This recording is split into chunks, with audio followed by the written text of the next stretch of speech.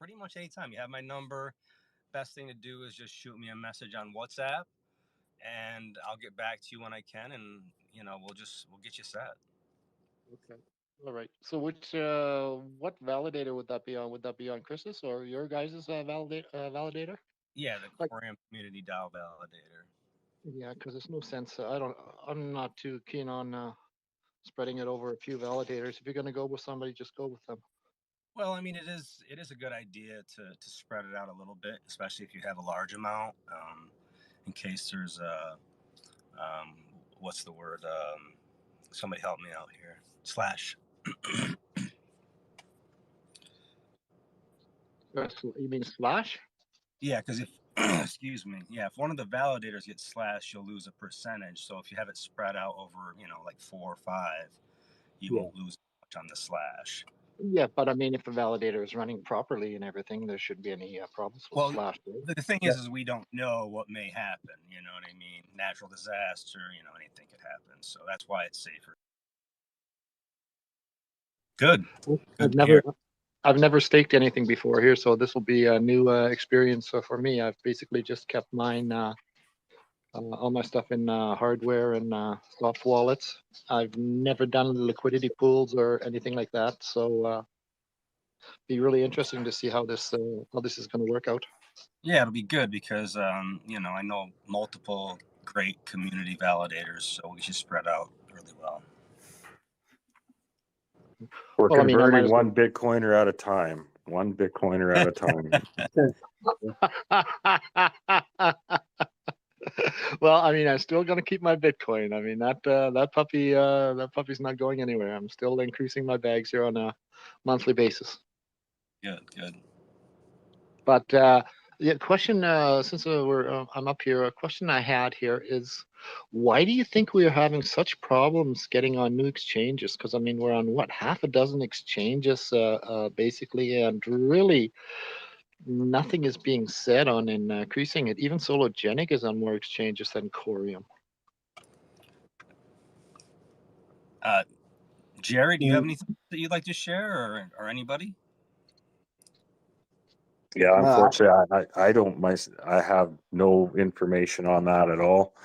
Um, that being said, I'm more of a decentralized guy, anyways. But that doesn't really concern me a whole bunch. Other than obviously, it's nice for that exposure. But my hope is that we'll have lots of decentralized liquidity available because that's the ecosystem I want to run in. Absolutely, but we need the marketing to get people involved in this. Well, And I think I mean, it's great the community that we have and everything, but I mean, if you're not really getting the word out there and getting on exchanges, it's really difficult to attract new people into it. I mean, one person at a time, it's going to take us forever. Yeah.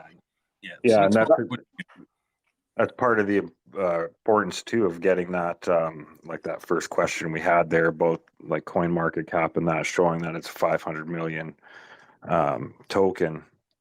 They got to get that API hooked up because that'll also just help us in our coin market cap rankings also just for that exposure. So right now I think on there's like 2800th on the list.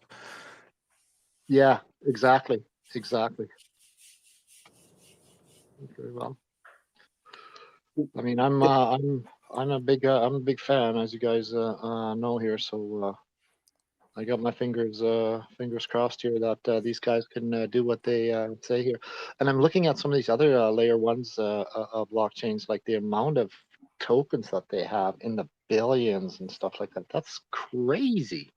And we're sitting here with something with even, I mean, whatever it is, 500 million, 540 million. I mean, a Well, that's few. kind of what I look at it with the centralized exchanges. I imagine if, and I don't know, this is just me speculating, but if we had a project that had, 500 billion tokens, it'd be easy for us to give 100 billion of those to an exchange to say, here's 100 billion tokens to list us. Right. But I mean, if you're dealing with a community dropped project like Corium, where all those tokens are community distributed, basically, other than what the team hold for future incentive and use. That's how do you incentivize these exchanges? What's a valid point? Yeah, very valid point. How do you I heard, back before the last bull run, I heard like you needed $1 million to list on Binance, for example. Now, I'm sure if the team really wanted to, they could probably muster up $1 million to do that. And I don't know, but, I think just the way this project was distributed, it just makes it tough to do that without going into, whatever reserves they have significantly for such marketing. That's true. I know. I mean, I admire what they did here with the community. I mean, it's six of one, half a dozen the other. I mean, look at Solana. I mean, Corium was basically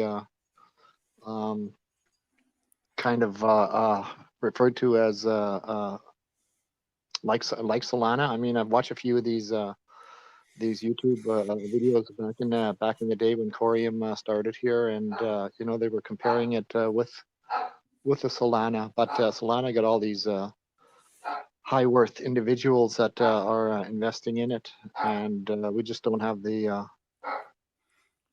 I rather keep the FTX manipulation out of the project I'm invested in, to be honest. I mean, it's fun at the time when they're pumping it, but look, we seen where it went after that. Besides that, Chris, Garrett, wouldn't you rather have a little more time to stake your Corium and make some high percentage instead of have the marketing go crazy and drag everyone in immediately? I think in the next 3 to 4 months, we're going to see a huge influx, but get your stuff in staking, and get your percentages going first, True, Brian. I get it. Like I said, for me, the staking. I mean, I've been pretty lucky, pretty fortunate that I haven't gotten caught up in any scams or nonsense or bad investments and whatever by just keeping a hold of your crypto and being doing self custody, keeping it off exchanges and so forth. So I mean, that aspect of it, I've been pretty lucky. I haven't really lost anything. I mean, you lose a little bit up and down as the market goes up and down here, but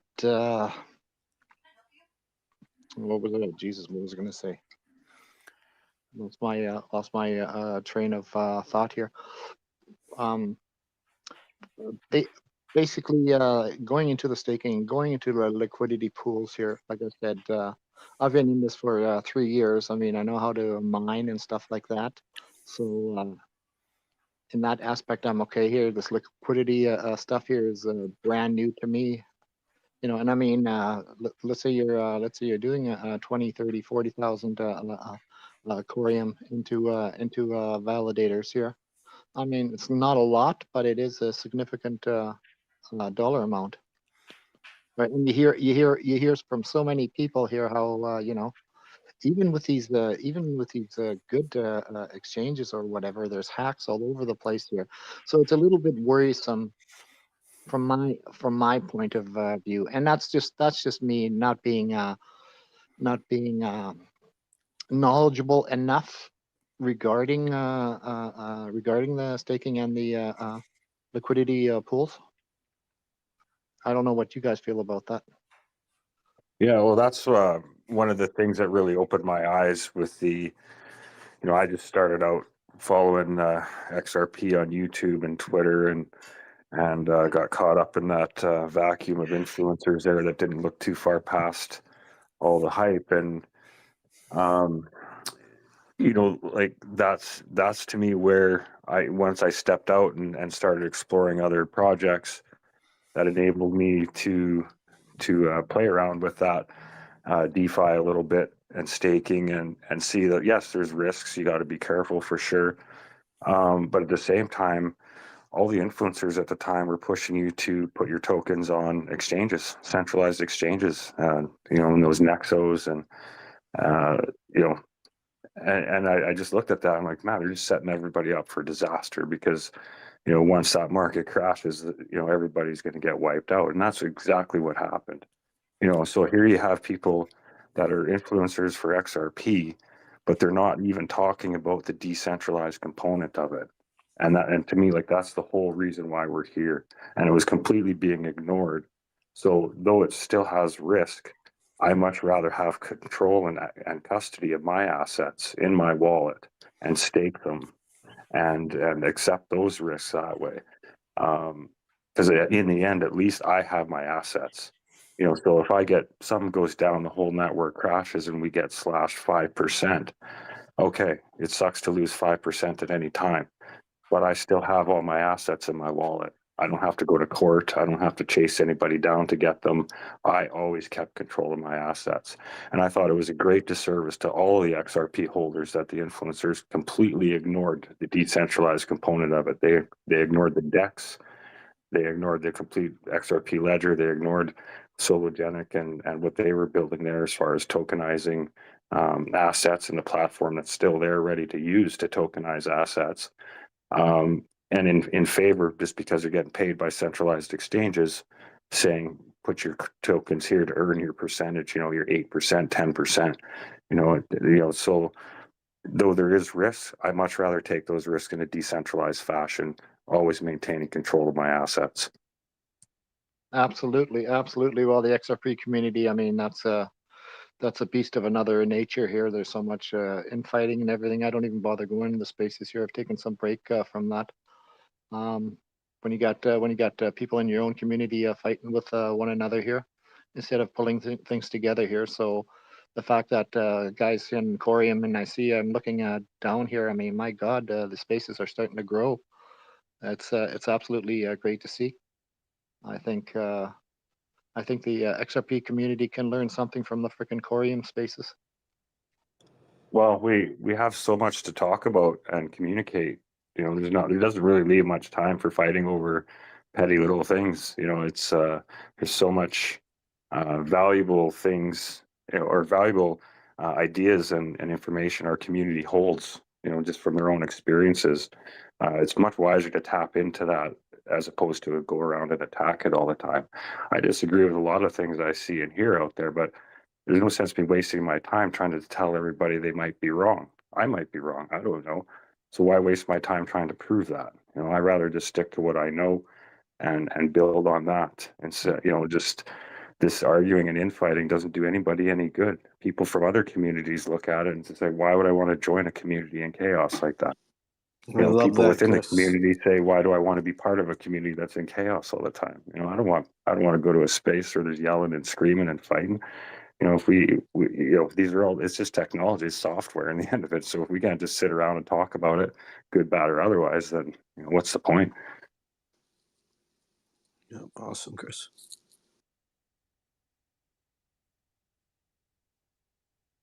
All I know is I sold some of my XRP in order to increase my solo and freaking Corium bags.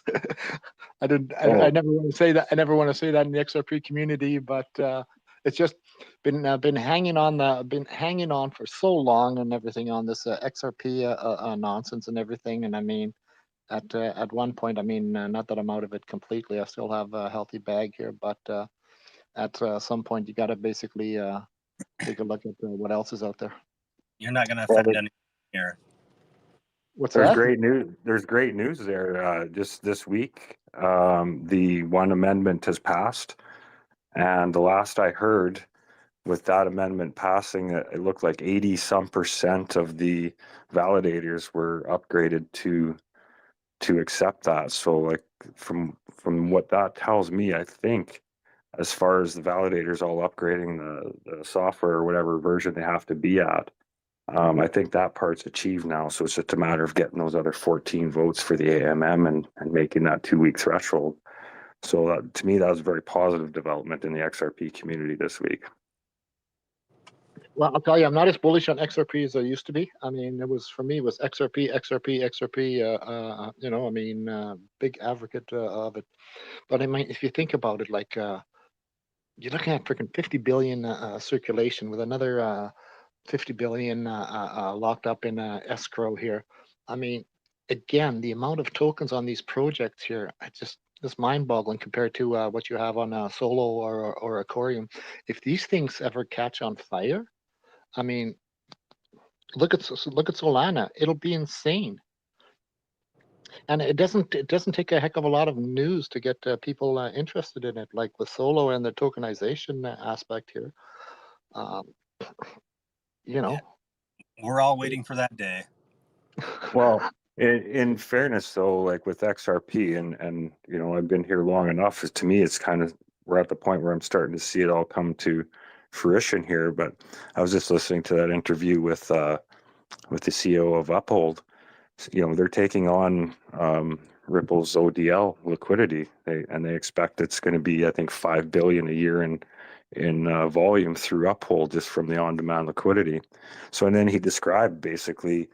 So an institution that wants to come on, Ripple basically pre-funds their wallet on Uphold. So, you know, if you think about institutional use for the financial system on how many wallets they'd have to activate with, you know, whatever amount of XRP to cover transactions, and it's just being leased to these companies, so they don't hold it on their balance sheet. You know, it's just a product for them to use. So that could tie up a lot of tokens if you start funding institutional wallets like that.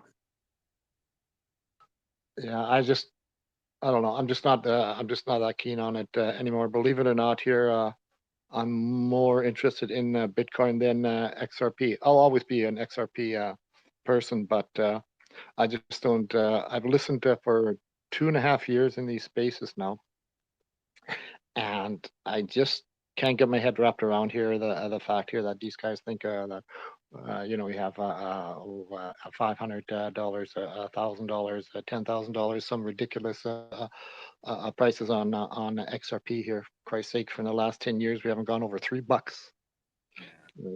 It Seems just, pretty interesting to me too, as well.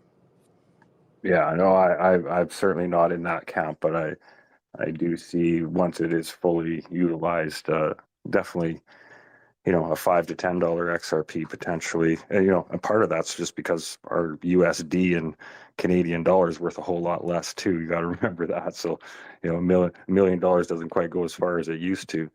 But hey, one Bitcoin is worth $52,000. mhm. That's a nice thing about Canada, right? Right, Yep, Chris? yeah, it always looks better when you open your app in Canada. Yeah. I change it back and forth between US and freaking Canadian, and the US makes it so freaking small here. I always change it back to Canadian. Numbers look a lot Articulate, better. welcome. I have a funny story for you. I asked you yesterday about using your song on Omniflix in the video that I put out last night, and you were kind enough to give me permission. And I tipped you on Omniflix there just to say thank you for your content. And this morning I wake up to a nasty letter from YouTube again saying that they got a copyright slap. Oh man, I'm sorry about that, man. But that should just be it should just be a like a warning. It shouldn't be the full on like copyright infringement where you will get demonetized. I think the warning you get is pretty much saying that you won't be able to I guess monetize that video itself per se. But I apologize for that, man, and I thank you for the support. I'm so grateful. As you guys were saying earlier, this community is so supportive. There's so much love in this community. um I'm glad I found you guys, and I want to grow with you guys. We found something in Quarium, and we were diligent enough to seek out and to be um what's the word, be discerning enough to know what this is and what this will play out to be in the full scheme of things. And for me to be an artist in this space right now with you guys building together. I'm about to drop a music NFT on Omniflix. Using the technology, it's just surreal for me, but I know that in the future this is going to be a much bigger deal, a much bigger network, much more impact. And we are here, building right now, telling people about this project and this technology, and doing the work, the groundwork that's necessary. And thank you, Chris, for always supporting. And again, I apologize for that copyright strike, but you know, I definitely am proud of the fact that you are even expanding into a full-on podcast, the Superledger podcast, man. That's really dope. And in a few years, when people are just finding out about Corium, there will be the Superledger podcast for them to find out what happened back in the day, who knew about it, what we were doing, what we were building. And I'm sure the Corium community DAO and all the validators, all the stuff we're doing now is going to be a much more bigger. But we are here now. We're at day one, the day zero. You know what I mean? So thank you. Yeah, I just want to say, articulate. You got some talent there, young man. Listen to your song there, and damn, pretty good, pretty damn good. I appreciate that. The funny thing is, I took a break from making music to kind of understand blockchain and DLT and what we're doing now. And I just felt comfortable enough to go back into music and merge both worlds. And I'm glad to have the Corium community, be a part of what I'm about to do. With that. So you guys get ready too, man. I got a lot more fire coming. That's all I can say. I'm ready for it, brother. I'm ready. Yeah, you bet. And Dora, I was just bugging you about the copyright thing. It's expected, but still, after all the flags I get as a content creator, because trust me, there's a lot of videos I spend time on that you guys never even see because of some glitch, disaster, microphone issue, whatever it is. But when you take that time and energy to make something, then you go to bed and you wake up in the morning and all you see is YouTube copyright. Yeah, it's like, oh man, no. But yeah, it was just a warning, no problem. I haven't had a video make me a penny yet, so the fact that they demonetize that one is no consequence to me at all. So I appreciate you giving me the permission to use your music on my channel, because it's I love your vibe, and it's always positive messaging, and that's what I love the most. And yeah, we're all in this community together, so as much as we can help each other out, the better, because it's just like a crypto project. All boats can rise together. And happy you made it over to OmniFlix there, because again, going back to the copyright thing, I can put up that content, and that's my NFT. That's mine. Nobody can take that away from me till the end of time. So that's why I'm really excited about that, and I'm going to be making a transition over there. It's just clunky and uncomfortable at the moment right now, but not because of their technology, just because I'm not very technologically inclined, and I've spent a lot of time learning to do what I've done already. So it's a work in progress. So grow and build every day. That's what this whole space is about. So exciting times, and thank you for your contributions to our community. You're a very powerful speaker, thought leader in the community.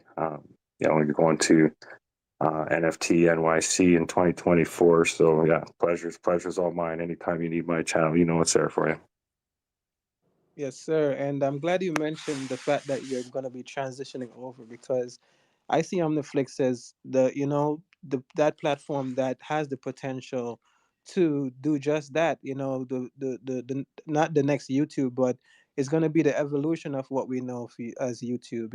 Like as you said, the content you put up, it's yours. This your NFT, it's in your wallet and everything. And also the fact that you can easily build a community and scale, and and also do interactions. There's so much, and I know that they have a lot more coming. But to know that they're also one of the validators on Corium, and you can see what is coming down the pipeline for Corium itself, having these super, I call that a super project. It's not fully discovered yet. A lot of people don't even know about it yet, but from what I've perceived from that project, it definitely packs a big punch. And I know that in the future, in the near future, especially in the next bull run, when it gets a little bit more visibility, a lot of content creators, their eyes are going to be open to the reality that, hey, you don't have to suffer under those copyright strikes anymore, or certain things that, demonetization or censorship. You get to own your platform and be your voice, and do what you need to do for you and your community. So I definitely see that as a win, when you do that. So thank you again for pointing me in that direction. And I encourage anyone who is building, creating content, or it's worth looking into.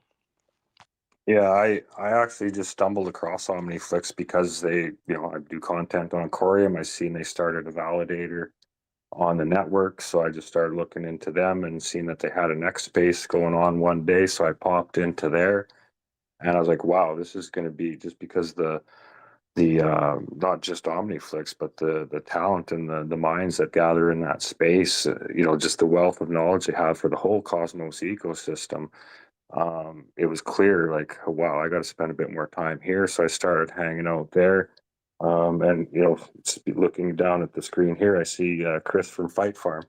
Earlier today, I just did a very lengthy interview with him. I met him speaking on OmniFlix's X Space. So it's the power of using your community networking. And again, I only found them just because they were a validator on the network. So I agree. I think it's very much a hidden project at this point, because what they have available to use right now, in my opinion, is amazing, and I know they have more coming. So it's exciting to be here early. I don't know if you got your creator NFT there or not, but again, another great technology. They gave the creators an NFT for Thanksgiving. I had to go burn it to claim my reward. And for the remainder of the 10 days of the promotion, they're streaming me Flix tokens because I hold that NFT. Lots of amazing technology on there, interactive video. That's going to do amazing things for education and governance. Yeah, just a lot of good things coming. So it's great to see. And Chris with Fight Farm, you guys are going to see this. If you haven't heard of his project yet, I'm going to have a video up probably late tonight, early tomorrow morning. Amazing project that's going to blow your guys' mind. And I'm loving the APY as well. 100 plus in some platforms percent on your money. You can't beat that, man. So the Cosmo ecosystem, what's going on right now, it's definitely setting up for a big impact on the whole blockchain space in general, with IBC interoperability being the center, bringing all worlds together. I can definitely see, what's going to play out, especially with Corium right there as the hub. So get ready, guys. Get ready.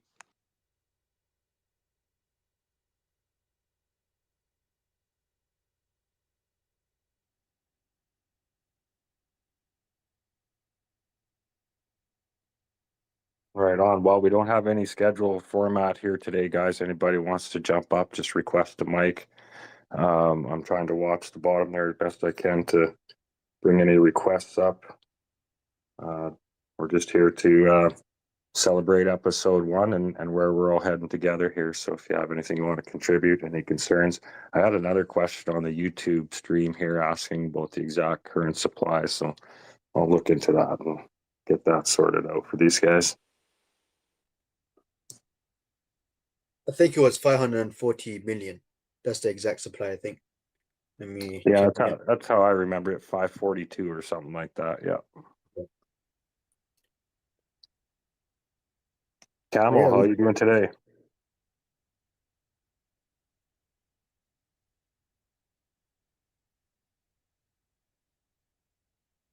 We might have put him to bed already. Different time zone for Camel.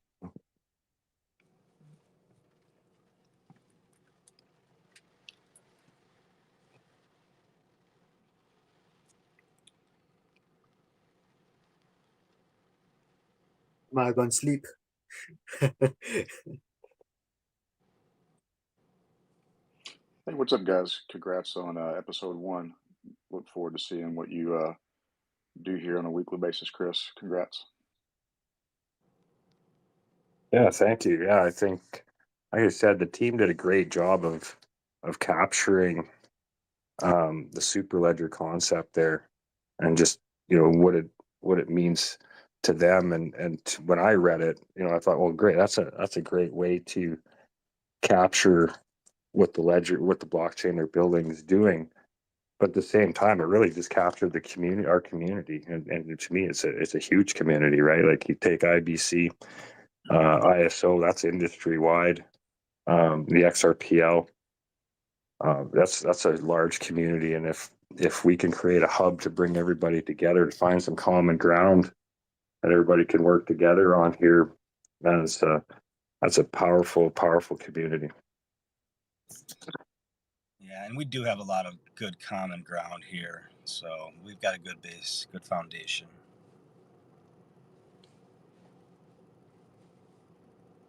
Yeah, I think the technology will, the interoperability of the technology will speak for itself. Like I said, that's why I've supported the NFT creators as much as I have, because during this bear market, hats off to them. Like, they're the ones building, trying to bring communities together to expand their reach.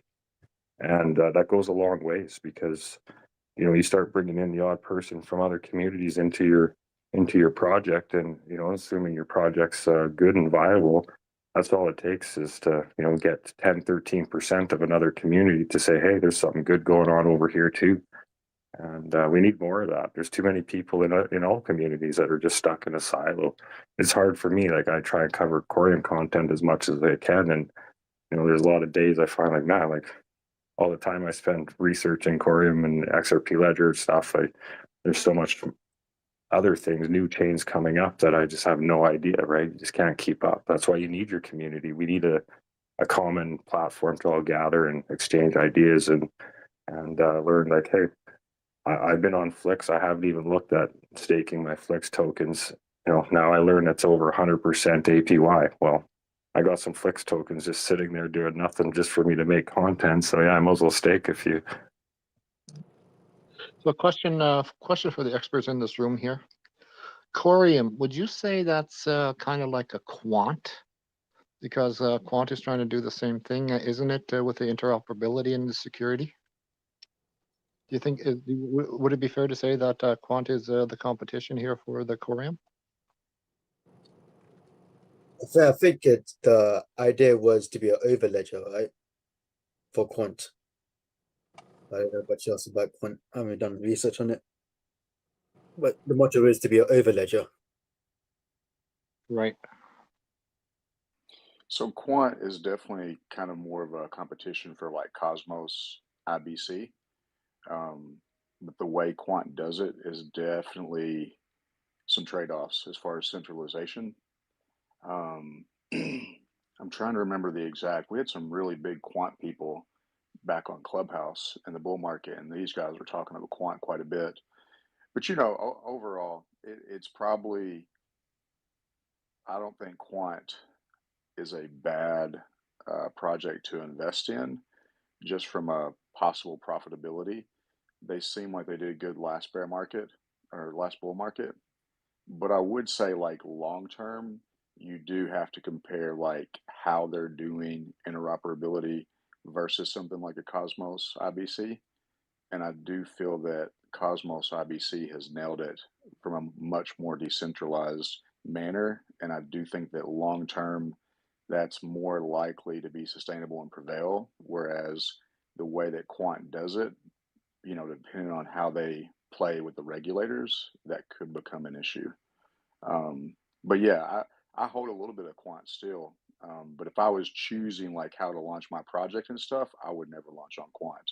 I would stay in the Cosmos ecosystem, because Cosmos and IBC is ultimately connecting with Corium to XRP. They've got bridges back and forth to ETH. They've got bridges back and forth to multiple EVM chains like Avalanche and Phantom. They just got some stuff set up with Solana. So, and the way they do it is in a much more decentralized manner. So I think that it doesn't hurt to go with, especially this early in the game, with as far as an investment standpoint. Not that this is investment advice, but I don't think it hurts to throw your money at both. But if I was launching a project, I would be more mindful of what the trade offs are for either direction. Great explanation. Thank you, sir. Welcome, Ralphie. Jump in anytime. No hands needed here. Oh, what's going on? I love the idea of the Superledger podcast. I love this. I love having Corium space to be able to come in here and talk about Corium a little bit. I tried to stay in the crowd, but I'm watching a little bit of football Sunday night. But the question, if Quant is a competition to Corium, and the answer to that is simply no. They're solving different issues. Quant is look at Quant as a software. It's Overledger software versus Corium is a layer one blockchain that is smart contract compatible, where you could build on top of, versus Quant's trying to solve something completely different. The closest competition Quant has, and they slightly differ, but it would be Chainlink and the Oracle system. But no, Quant is not a competitor of Corium. Any other layer one you could mention might be a competitor to Corium. I think Corium stands out because they are built on top of Cosmos layer 0, which Cosmos is trying to solve that interoperability issue in crypto that is has been the biggest headache for the builders, right? Everybody's trying to solve that blockchain trilemma of security, decentralization, and scalability. And with all these blockchains, we see they usually do two of them very, very well, and they lack in one of the aspects. For example, Ethereum lacks in scalability, and thus layer twos are an actual thing in crypto. I'm more of a fan of layer ones that don't need a layer two to scale. But we see the price action doesn't correlate with my thoughts. Algorand is one of them that does really well. AVAX.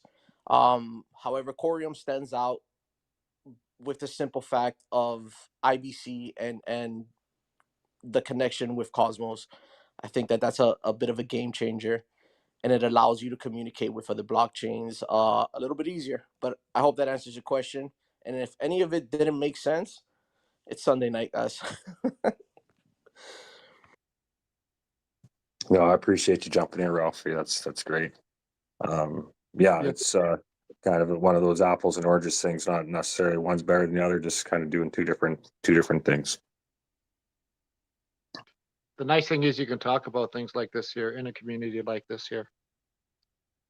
So thank you for the explanation, sir. It's nice to actually get answers to questions instead of, just debauchery. Well, it's nice to go into a space and you can say Bitcoin and you don't get removed. Yeah, or anything. It's it's good. Nice. You How's may be How's things removed. with oh, go ahead. Sorry. I'm joking. Go ahead, Chris. No, I was just going to ask Ralphie how he was, how things over and his end there. So I know it's Sunday night, but Ralphie's got a great podcast too. So no worries mentioning that here. No, listen, things are going great. Things are we're currently in a building stage when it comes to what we actually want to do on blockchain, and obviously we are deep into Corium, and we want to see the network flourish, and we want to see this ecosystem get built out having healthy ecosystem. So it's important for devs to come into Corium and be able to build on it. It's one of those things where we're already part of the ecosystem. Now, how do we add value? How do we build with purpose? And I think that that's kind of the question we're trying to tackle now. Um, but I encourage everybody to get a little bit involved. In order to have a healthy ecosystem, everybody plays their part, even if it's minimal. Even just being active in a space like this, it adds volumes and it makes noise for the network. So do we agree. know what? Sorry. So I was just agreeing. I said, again, same, just like you said, if you're just getting involved in any way, trying to help in any way, then it's gonna do something. So do we know what grants were passed? Who got the grants here, and what's getting built on Corium? I guess I I don't know enough about it as much as I thought I did here, but you don't hear much of any new dApps that are getting looking at building on Corium. Does anybody know anything about those folks? We've heard some rumors of 2 dexes possibly being available within a month. That's not me that's verified that, so don't hold me to that date. Rise Today is up and running. NFT marketplace. It's been there for a while. And it's important. It's like anything else, it's important for us as a community to hop in there and see what's going on and help them work out any kinks before the crowd gets here, right? So there's the grantees that have been awarded, I know are building. What their timelines on, I have not heard. We have another wave of grants being decided on at the moment, but we've only been up and running since March, so I don't really judge it by that yet. Obviously, more use case would be nice, but hey, look at in the short time that we've been IBC connected, I just checked last night, over $100,000 in volume has passed over IBC. So, you know, that's fairly significant just the last few weeks. Imagine as that grows, the demand on the token that's going to put, like, we got over half of it locked up on the network right now. Some of it's still on the XRP ledger in that form. So, you know, you start increasing demand on that token project by project, we'll get there. And it's coming. You can just see it all coming. Who knows what the timeline is? I've given up on timelines. I've been part of the XRP community for too long, I guess. I got some stuff I could probably talk about if I choose my words a little bit carefully. So when it comes to Corium grants, look, me and my partner, we were looking to get a Corium grant. We were looking to build something on Corium.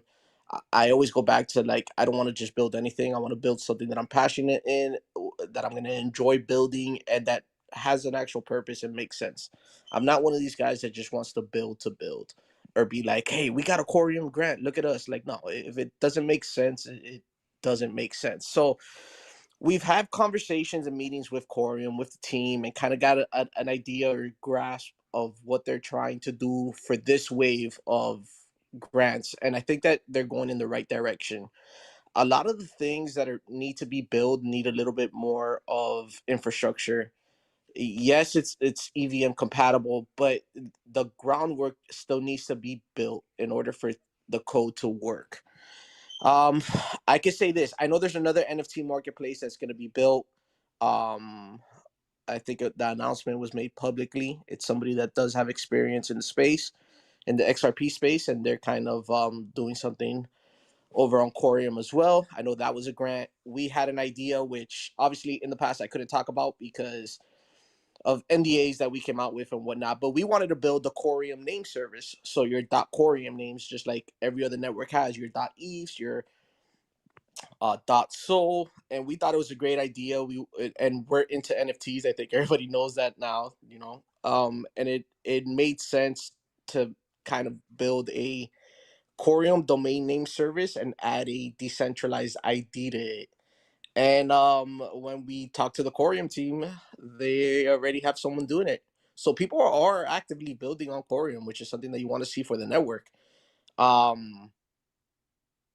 Yeah, I I guess I've said enough to know so that people know that, like, Corium is actively bringing in, you know, developers to actually develop, and there is grants out there for sure. I think Zen Lounge, I forget his name. He has a video with somebody he interviewed that is building on Corium as well. Just can't remember what it was. That was the lunar space, I believe. Yes, there you go. Yes. Yeah. I Yeah. think that one's about to come out too. Yeah. Yeah, so I mean, that's the type of stuff that you want to see within the network, and then we'll see what other grants, what areas they want to see the developers build in. You know, maybe when they come out with an NFT one, uh, that'll be my time to shine. Oh, excellent. Yeah, I appreciate that.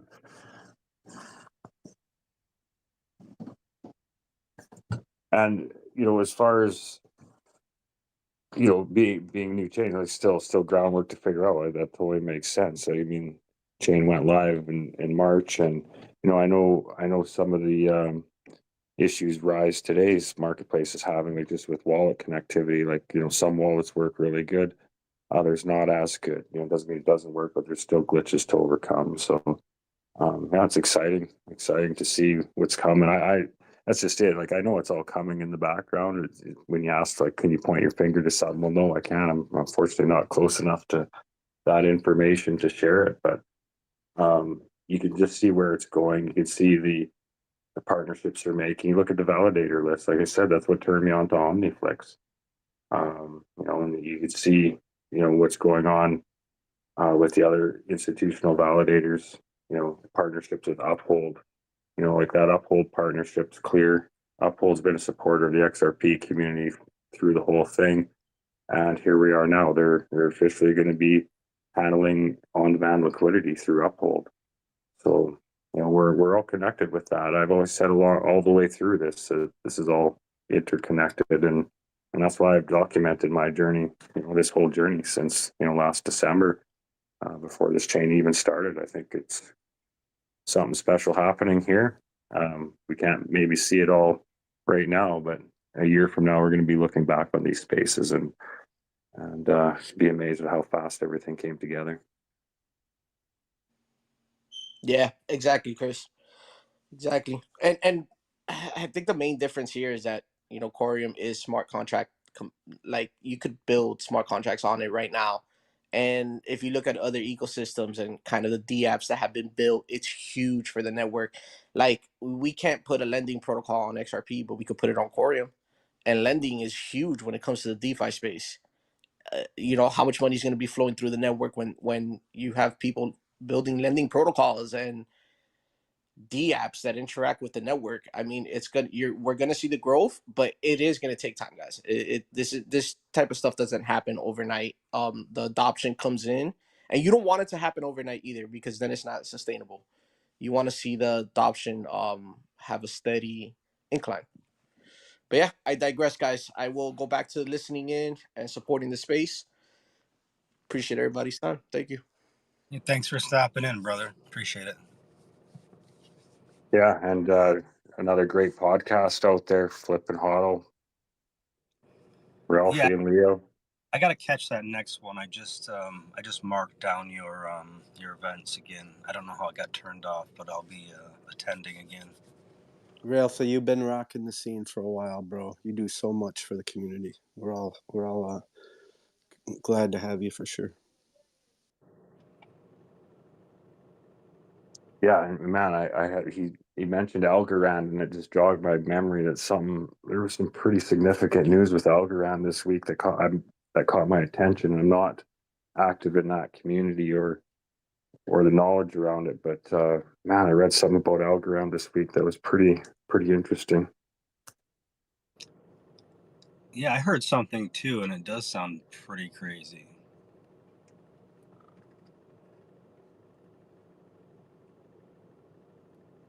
Anyways, well, I think I cut Saucy off there earlier. What I wanted to message I wanted to get out about our Discord there. Sorry, Saucy, if I cut you short there. I jumped in, I think. Is we want to create a space not just to communicate, but also for creators and builders on there. Even if you have your own Discord, we can create a channel for you that just links to your Discord from there. Same with the validators. As governance becomes more important, more decisions to make on governance, it's going to be key to have a hub, so you can get the information on these governance proposals. I think it's important that if you are staking on a validator, that as a delegator, you can't hold them accountable to vote. We have some big validators on our system that aren't voting. Won't call them out here per se, but that is part of the role of the validator, is to participate in governance. And so if you're have a way to communicate with whoever you're delegating with, I think that's important. So some people make that easier than others, but I just want everybody to know on the Corium community Discord there is going to be a space for you if you want just a link to your own Discord or your own website or wherever you want it to link to that your community can get your information. It's that way when people are in our Discord and say, hey, I want to go check out the Drip Labs validator, see what's going on over there. They can do it all within Discord. I'm not a big user of Discord before I got into this, so it's a little cumbersome and clunky to me somewhat. So I'm just trying to figure out a way that we can kind of create that hub so that, you know, we might not have the information on a particular validator, but the link to that validator is there if they want it to be. So if anybody wants anything like that set up on our Discord, just reach out to Saucy and he'll hook you up. Yep, you can easily submit a ticket and just let me know what you need. And same with what you're doing in the real world. You know, maybe you're building a Web3 like me as a side gig, side project, passion project, whatever you want to call it. But in the real world, you have you make amazing cutting boards. You know, we have a space there that, you know, kind of put your business card up on the wall. If I'm going to buy a cutting board, I'd rather buy it off somebody in my community than just Joe Blow on Amazon. So that's all. Trying to find ways to create both value and information, you know, for our community. So anybody has any ideas or wants to contribute to that, by all means, stop in. Yep, and there's like NFT projects. You can share your NFT projects there, and there's networking page, as Chris just mentioned.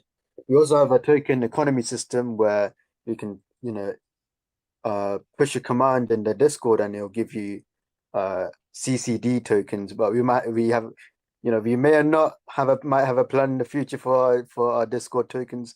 We just still haven't decided on it. Maybe we haven't. I don't know. But yeah.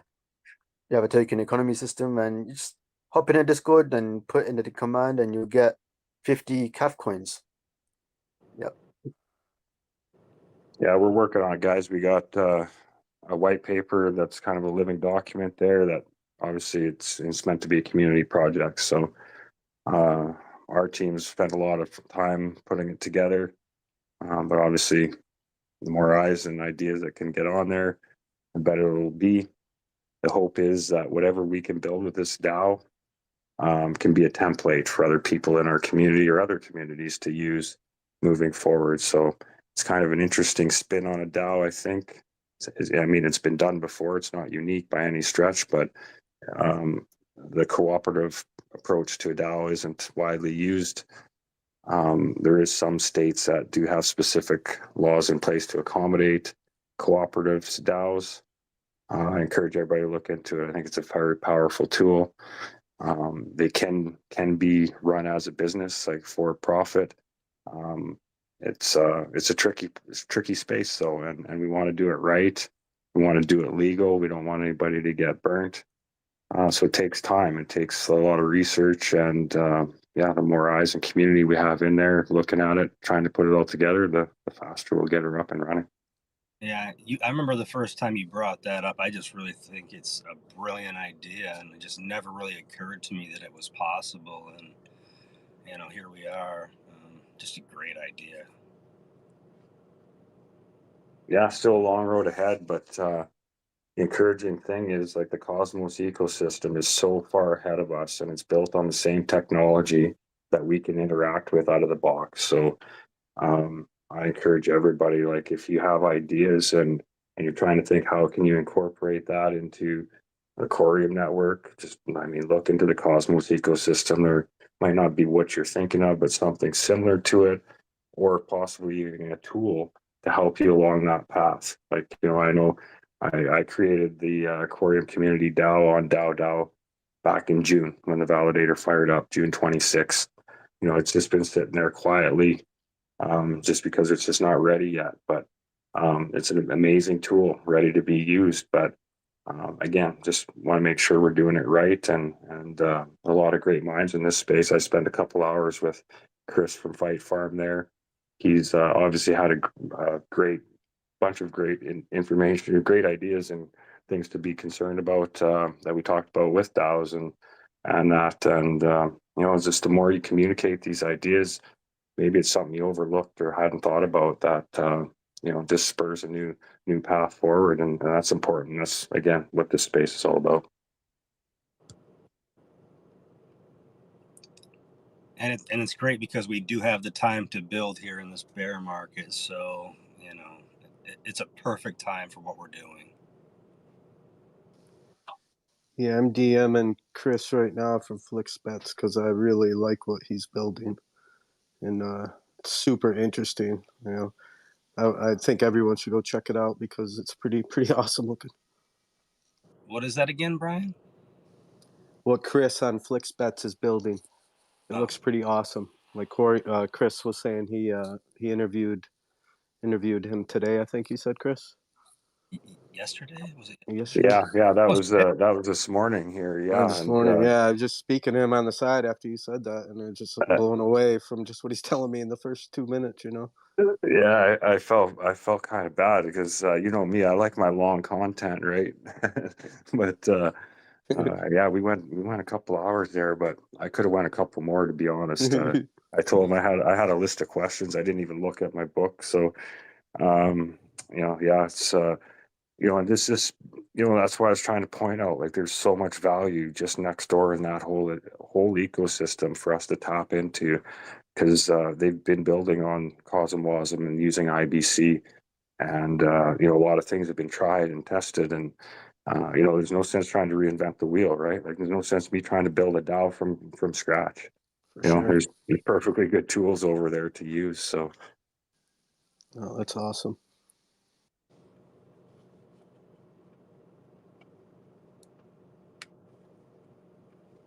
Well, yeah, I don't think we're in a bear market still. I think we finally transitioned to a bull market.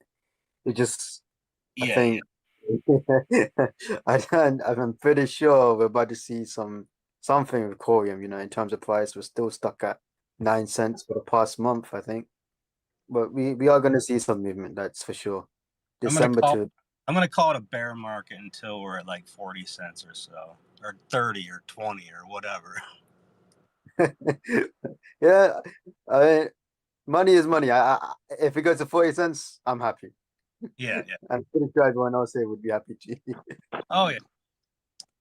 well, you guys want to know something funny? I'm not a financial advisor. I'm not a chart expert. None of the above. Don't pretend to be. But quite some time ago, and I have a YouTube channel to back me up, is if you look at the Wall Street cheat sheet, I pointed out, I figured we're in the disbelief stage. This pump here is the disbelief. We're gonna get slammed back down again at some point, and then we're gonna take off. So I was sure grinning this morning when I woke up and I seen Brad Garlinghouse say I'm in disbelief, and Stuart Alderati say I'm in disbelief, because that's the first thing my mind went to. And like, they're verifying the disbelief stage of this cycle. Look out, guys. Oh, they're corroborating your info. Right on the money you are. Awesome, Chris. Be careful out there. That's all I'm saying. I'm not too sure we're off to the bull run yet. I'll be ready whenever it is.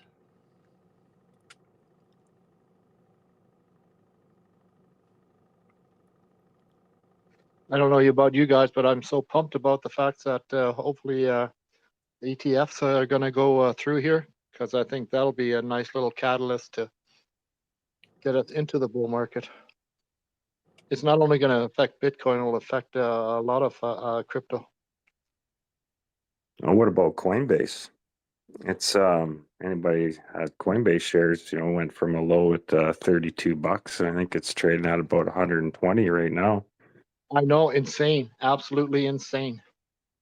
They've done extremely well.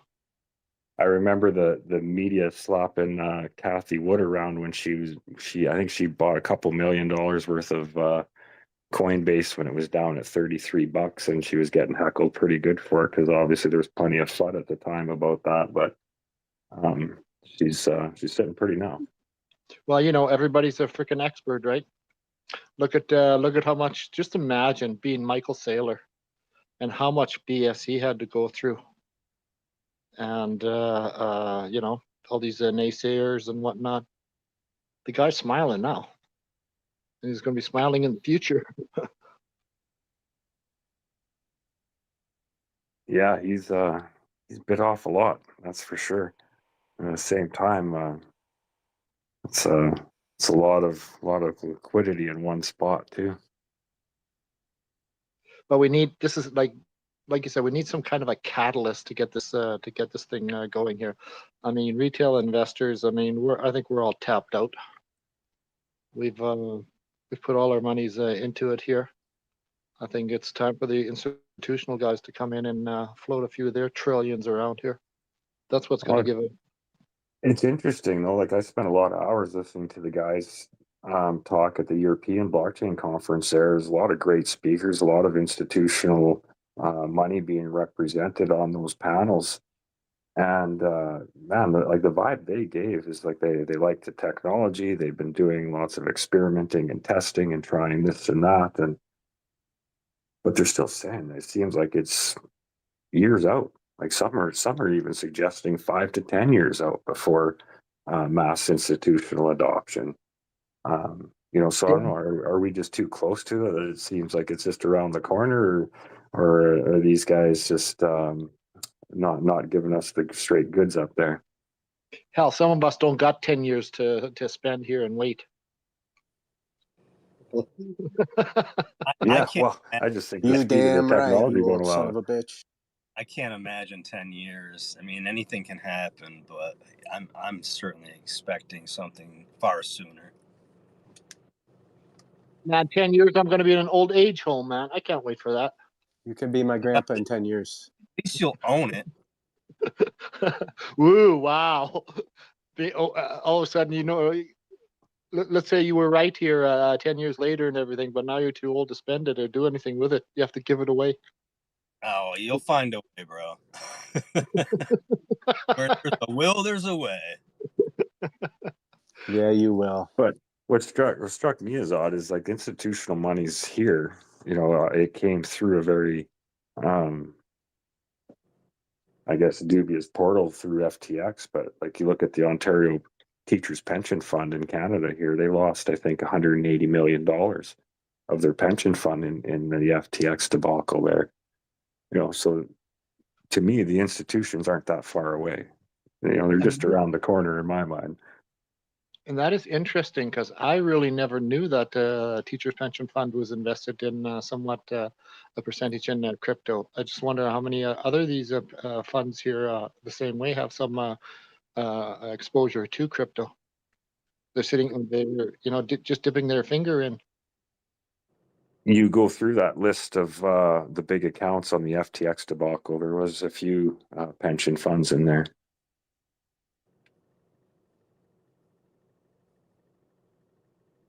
You know, and then on the flip side, I don't know anybody personally that had a penny involved in the FTX debacle.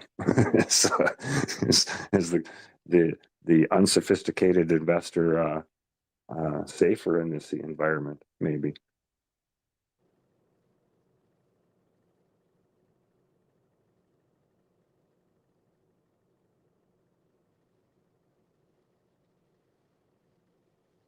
Well, I know we're at the precedent where institutional money just sitting on the sidelines here, waiting to come in. I mean, it's been said for the last 2-3 years, but I mean, then you have things said. Well, they're not going to get into, and now, you know, just in the last 3-4 months, the hype is so great. And Yeah. so tell me something. Do you think this the situation with Binance, with CC stepping down here and pleading guilty here, do you think this is a good thing for the market? Do you think that now the institutional monies feel more favorable in moving in now that the biggest exchange in the world in crypto is basically been knocked down to secondary? Yeah, I don't know. I did hear, and I take it with a grain of salt, that somebody with Ripple ties was shoehorned in as CEO of Binance there. Haven't looked in to verify that or not. I certainly know Binance.us had plenty of Ripple ties to it. Some of them obviously since left, but I can't see Binance disappearing. I think that's why they were offered the buyout or the settlement. But who knows? Coinbase has put in a lot of time and work and money around the world. Already have a pretty big footprint. Are they able to strong arm Binance out? Well, I mean, if the ETFs come in, I mean, who's going to secure it? Basically, Coinbase. I mean, they're the only ones that's been whose name I have heard been thrown around here for all these guys for ARK for BlackRock, for Fidelity, and all the rest of them. I mean, besides Coinbase, who else are they going to partner with? So, Well, I think that's going to be the theme in the next year or two is custody. That's was it that Naveen Gupta with Ripple? He recently just said that payments are now become a small part of Ripple's business, and that moving forward, custody is going to be a larger part of that. So, and I say the same thing. Like to me, if the financial system transitions over to this technology, it really leaves little place for the traditional banking system. So in my mind, I think they're just buying time to figure out how they can maintain a role in this financial system by being the custodian. So that mom and pop that a little bit nervous about crypto, but at the same time realize that the 5% allocation needs to be involved in it. I think that you're going to be able to buy your crypto through your Royal Bank account in Canada, for example, and they're going to be responsible for custody of it. And I don't necessarily mean that the Royal Bank's going to custody it, but they're going to use like a institutional Coinbase for their custodial purposes or whatever. To me, that's the only way that the banking system can stay relevant is by custody.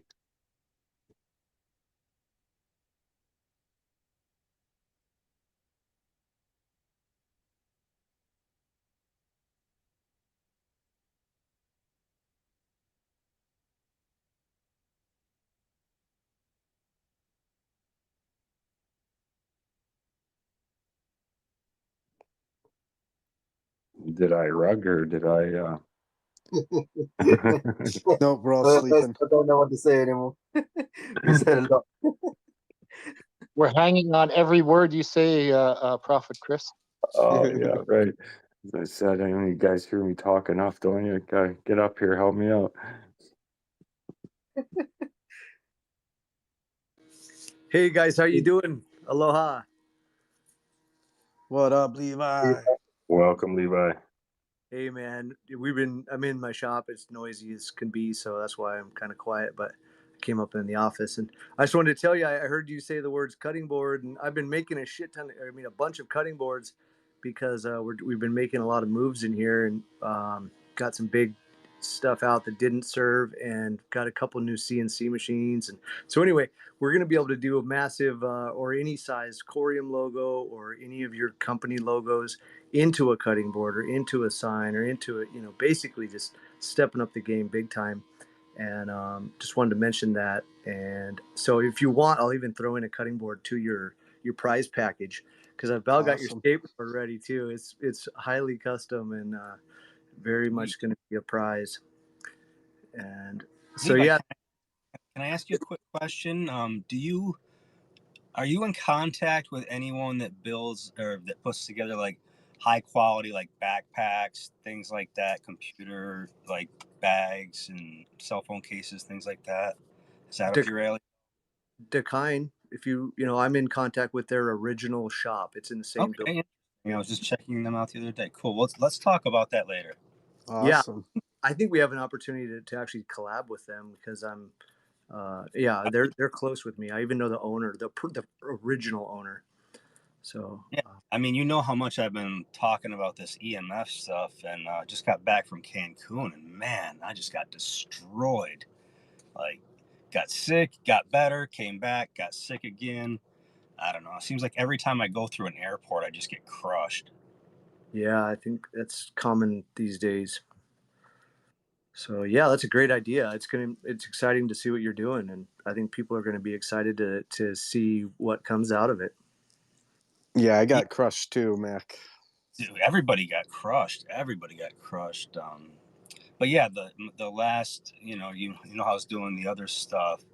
I'm not going that route anymore, but I'm looking to do something a little more professional. And we'll talk about it though. Perfect. Yeah. Well, I'd like to still, I've got a good outfit that makes hats. We can get any kind of custom hat or shirt, or we're gonna even do some Aloha shirts. And so we've got some things cooking. I've just got, wearing a lot of different hats myself, and just got to get that bread to pay everything, Yeah, Nice. absolutely, man. But it's Absolutely. good. Lots is going on. Go ahead. Was thinking of buying a bikini with corium all over it with a wife. What do you think? I think Hell that's a good. yeah. You use Oh. as your profile picture with a Bitcoin right in the center. Oh yeah, yeah. Actually, Yeah. we'll make of it, and we'll give them away for free. That would be hilarious. No, that's a great idea, man. Corium bikini, Bitcoin bikini, whatever. Yeah, Yeah. the mankini with the big Yeah, one. one C Yeah. each. We'll get you. Brian will rock the mankini. Holy crap, only in the dark. I think you'd do just about anything, in the right circumstance. Well, I think you're right. You got me. I'm a cheap date. Well, hopefully we got a tropical festival to attend at some point in time, and we can all sport whatever kind of beach wear we want. Yeah. I'll just wear a t-shirt and shorts. Perfect. Hey Levi, we do need to talk. I've been wanting to do some Korean concept hats for some time now, and every time I put on my I Love Maui shirt, which is today, you'll see it in the interview I recorded today with Chris from Fight Farm there, showing it off proud. We need pics. We need pics. Hey, I put them out there. I was at a beautiful waterfall just down the road from my house, and that's the pic I put on there was from the beautiful Cascade Falls in the Monashi Mountains. Awesome. Can't wait to see it. Did you get those yet, by the way? Sorry, what's that? Chris, did you get those hats, by the way, yet?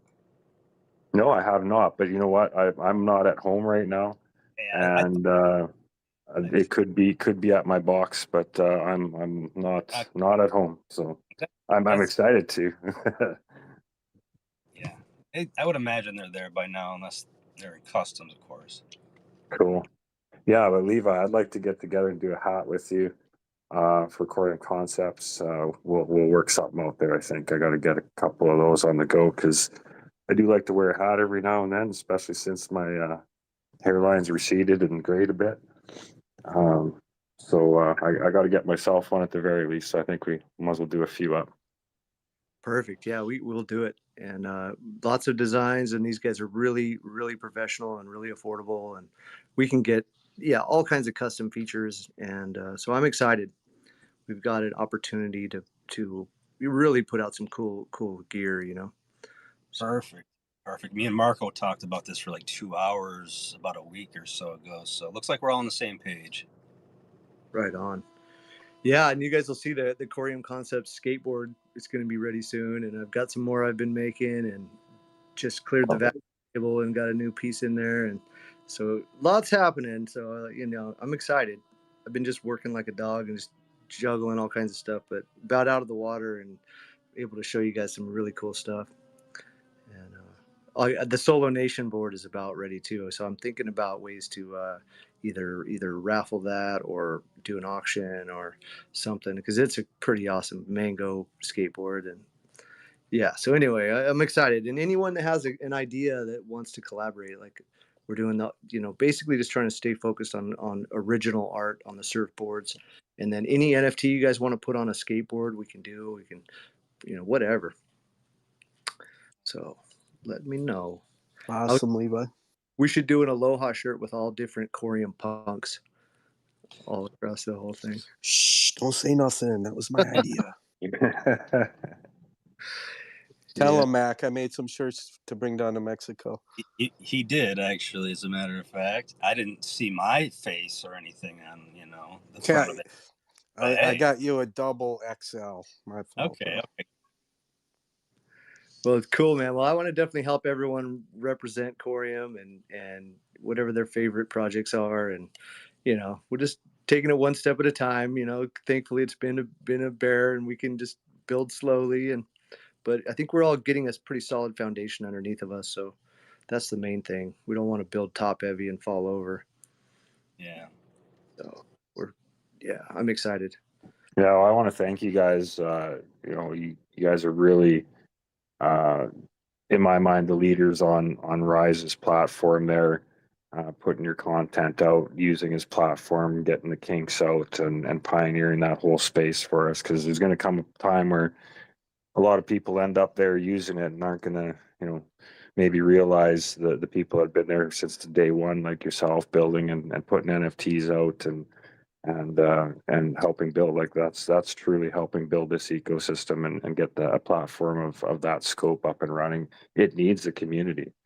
He can build the greatest NFT marketplace in the world. If we're not there to help him get it up and running and get the bugs out of it and get it, so it's flawless, and it's a long road ahead for him. So I really thank you guys for everything you contribute to that platform, because I'm not a creator, so it's not so easy for me to do, but that's why I like contributing and supporting your project, because to me, you guys are doing the hard work by using that product in its early days, getting the kinks out and still putting out your product through it. So I really want to thank you guys for that, and that's why you'll always have my support, because you're clearly here for the right reasons and helping the true builders in this community to build, and that's what we need. Hell yeah. Thank you, guys. Yeah, brother. Appreciate you, man. Rock, Levi. Hey, you guys rock. Everybody in here is obviously a visionary, because we're just doing our best to be ahead of the game. And, so I'm just grateful you guys can see what I see, and I can see what you can see. And, so lots of cool stuff happening, just a matter of getting to that point in time, so everything I do takes about 10 steps. So, but one at a time. Yeah, we'll get there. Yeah. And if anyone wants the one, I don't know all the NFTs on Rise, but the nymphs. So Michael, he's my partner. He's kind of been my, through the last few years, we've been kind of just able to talk about everything. And he minted the Nebula nymphs. And so eventually they're going to pay out, there is utility with them. And then with the hats we just produced, if anyone wants a hat, if you want it minted, we will do that. So anyone that bought a raffle ticket, anyone that bought 2 automatically gets a free hat. So definitely stay in touch if you bought a couple of raffle tickets. And looking forward to all the cool stuff coming. Thanks to your support. Eventually, I just want to make content, man. Now I got this super cool partner in the shop, and we're just making, ridiculous stuff. So when you guys need a set of spiral stairs out of tropical hardwood, like, we can handle that. So eventually I want to just be working, filming and putting out content, making Omniflix channel, and just showing people ways to create, and that's exciting to me. That'll definitely happen. So yeah, man, there's a lot of talent in this room, so it'll be fun to collaborate throughout the days and months and years to come. Yeah. Nice. Are you on Omni, or have you headed over to Omniflix already? I've scoped it out. I just haven't quite actually made anything happen. Right on, right on. Yeah, that's good to hear. I'm excited to see what comes of that. They do have a grant program on right now too. If you're getting close to starting something up there, you can right on the site, right on the I think it's right on the portal, right on your dashboard. There's a button to apply for, I think, a 400 Flix token grant or something like that to help you start putting content out.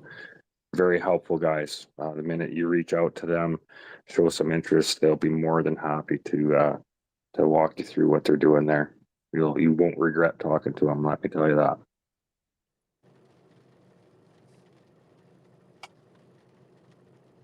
Right on. Yeah, good find, Chris. Thanks for tuning us all into Omniflix. I think we're definitely, what I see is the future is we're going to own our own data and we're going to get paid for what we produce or pay for what we consume versus just get our data stolen from us and get pushed a bunch of crap that they hear us talking about, So I think the future is going to get very cool for legit content creators. Yeah, and a way for the supporters to interact directly with them, not be funneled through the censorship and the guys that take 30, 40, 50% of your take.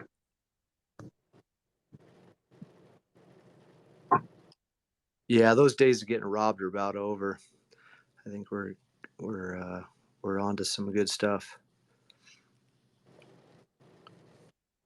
And even making money on just owning our assets. So I'm excited, man. It's going to be fun to watch the next few months and see what happens.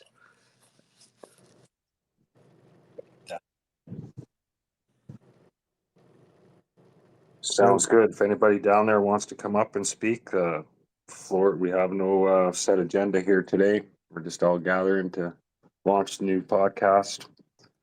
It's an X space like any of our other ones. Come on up. Crypto Ed, you've been quiet, brother. What's good?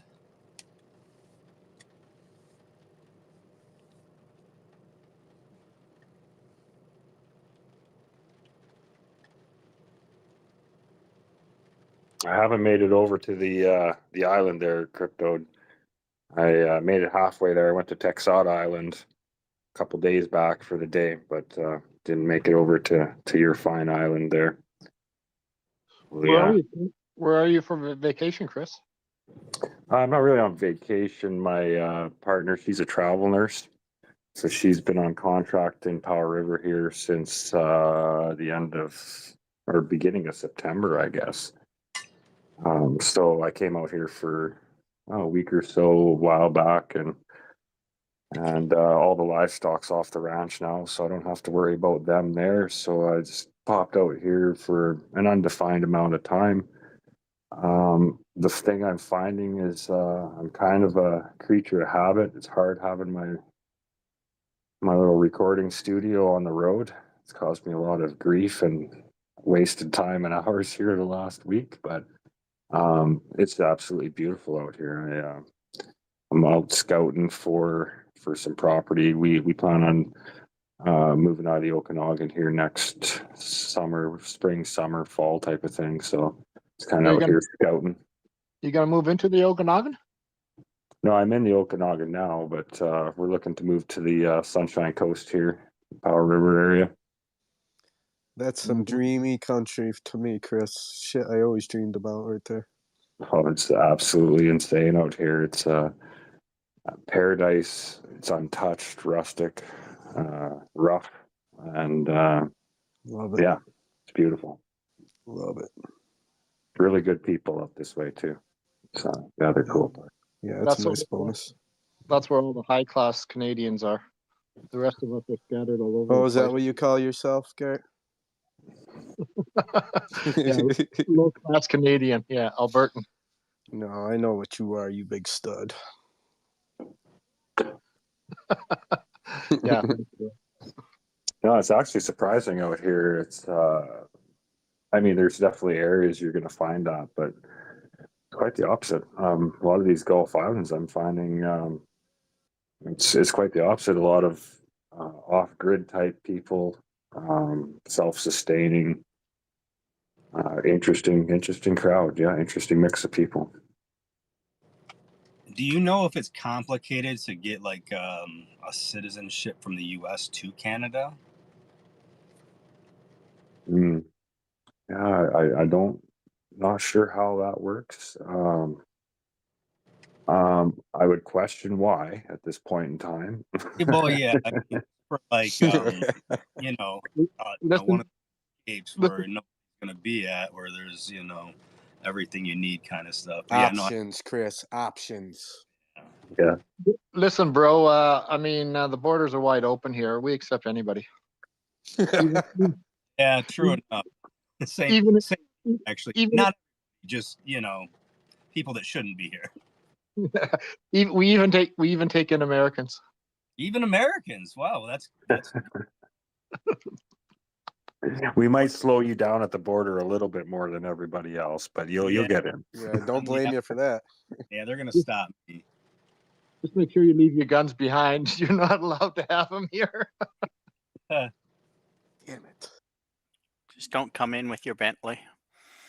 Shit. That's Garrett. He's got the Bentley. He's already in. Quiet, quiet. Mum's the word.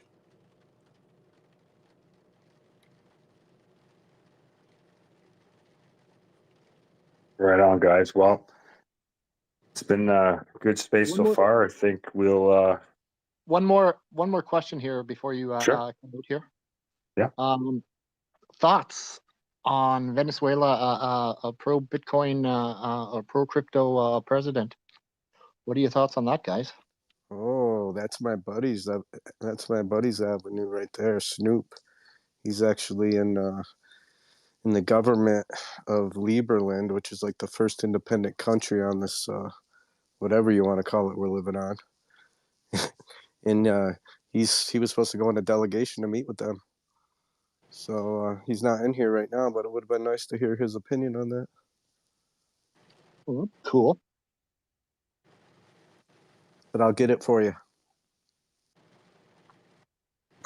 So what sorry, what was the other country that way that adopted Bitcoin as a currency? El Salvador. El Salvador. Okay. So are they using the same model as that as far as that goes? Like, is El Salvador model working? I'm sorry, I haven't followed it, so I just don't know. Is that a success story or not over there? I've been following it. It is working. Basically, it's not as quick as they would have liked. I think the biggest downfall there is the education regarding crypto. But I've heard that basically 20% of the population are using cryptocurrency. Now that's and I don't know if it's true here. It's just what I've seen on. I've seen a couple of these YouTube videos regarding what the expansion in El Salvador regarding Bitcoin. I know a lot of Canadians are flocking down there. Every time you talk to somebody from down there, it seems to be a Canadian. Interesting. And is that just like, do you think that's related to crypto being their currency there? Like that's like it's just attracting that demographic, or just opened up tourism in a different way, or what's your thought there? Absolutely. I know their gross domestic product has increased since the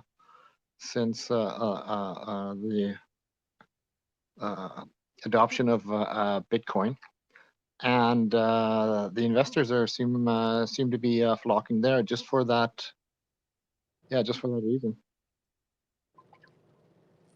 And so does the government actually hold a bunch of, like, as far as treasury, like, do they have a large position in Bitcoin as a treasury, or is it just enabled people to utilize it freely within the country or help utilize it?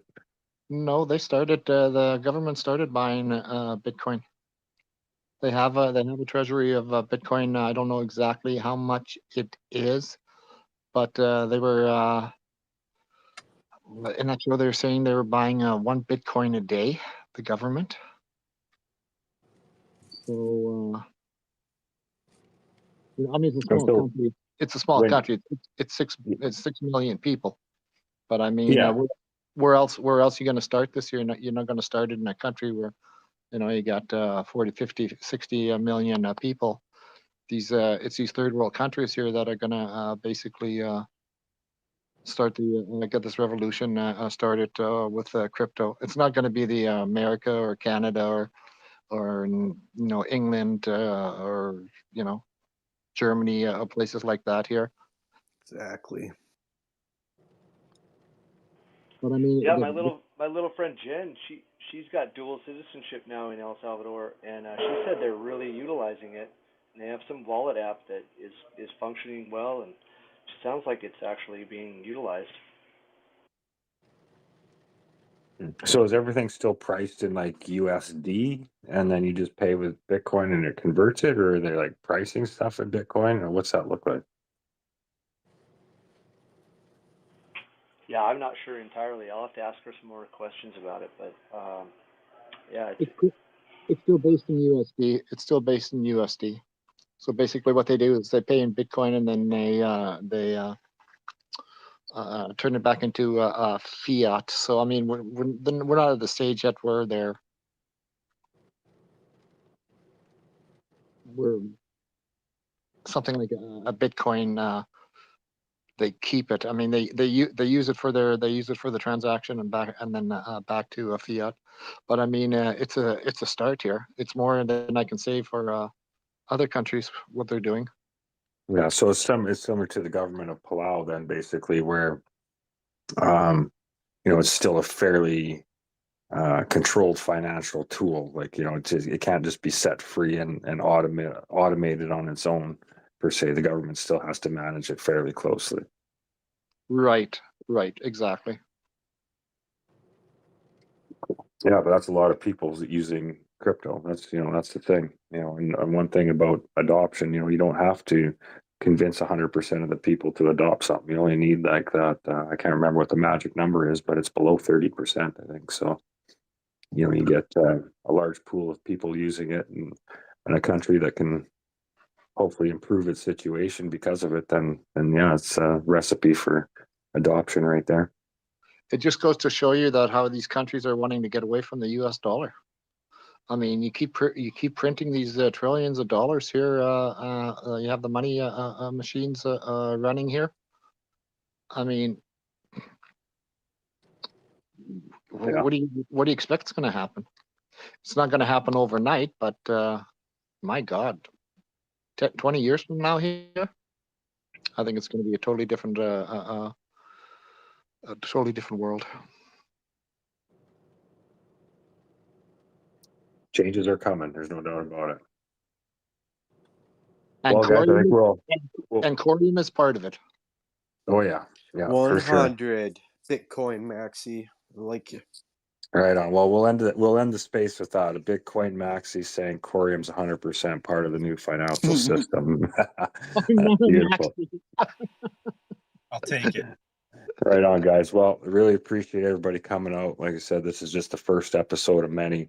We're going to get together every week. We're going to have some structure to it so you can kind of know what to expect every week. But we for sure will leave one of the weeks at least an open forum like this, just for everybody to get together and bullshit and have a good time and exchange ideas and support each other's projects and whatnot. So the other thing, next week the theme will be NFT project.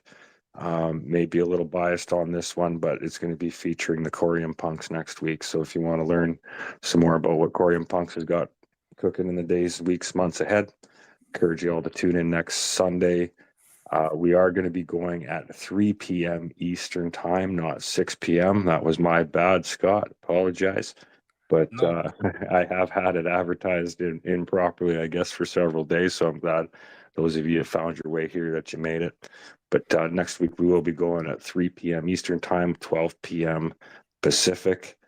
Hope you can all make it back here. Please like, share, get the word out. This is a recorded space, and I think many of our speakers provided great value as usual here. So share it out there so more of the community can hear what they had to say and support their projects that they're building on here too. So once again, thank you everybody. Really appreciate you all coming to support the Superledger podcast episode 1.